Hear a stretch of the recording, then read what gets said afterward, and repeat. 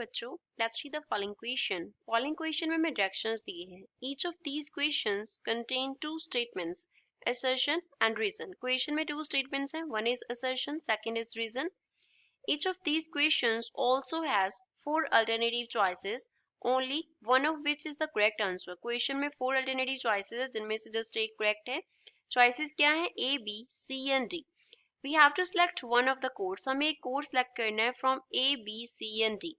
A, if assertion is correct, reason is correct and reason is a correct explanation for assertion। B, if assertion is correct, reason is correct but reason is not a correct explanation for assertion।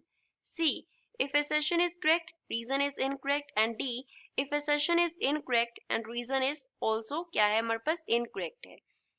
First of all, assertion में क्या दिया है? Strain causes the stress in an elastic body। elastic body में strain stress cause करता है।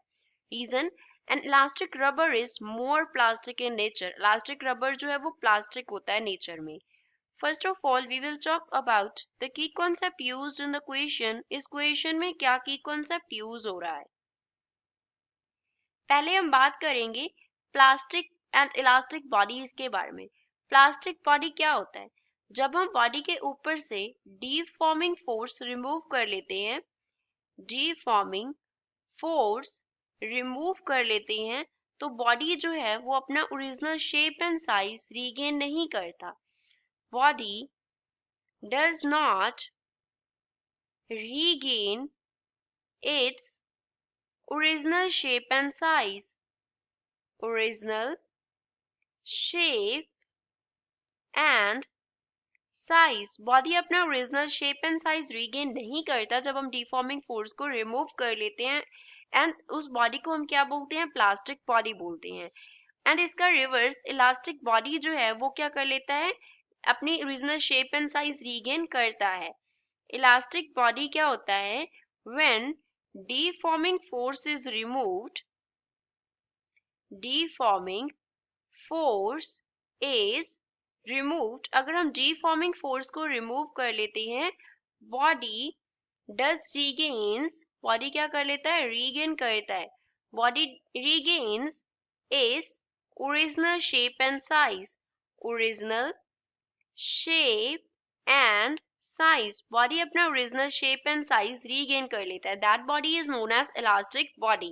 और stress क्या है? स्ट्रेस जो है बॉडी के ऊपर हम पर यूनिट एरिया कितना फोर्स अप्लाई कर रहे हैं। स्ट्रेस क्या है? हम कितना फोर्स अप्लाई कर रहे हैं। Force applied per unit area. Per unit area में कितना फोर्स हमने अप्लाई किया बॉडी के ऊपर, दैट इज स्ट्रेस। और अगर हम स्ट्रेन को डिफाइन करें तो स्ट्रेन क्या है?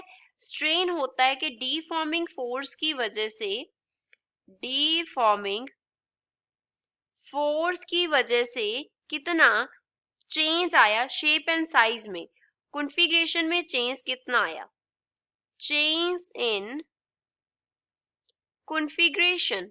नाउ वी कैन सी कि अगर हम फोर्स अप्लाई करेंगे तो कॉन्फ़िगरेशन चेंज होगा।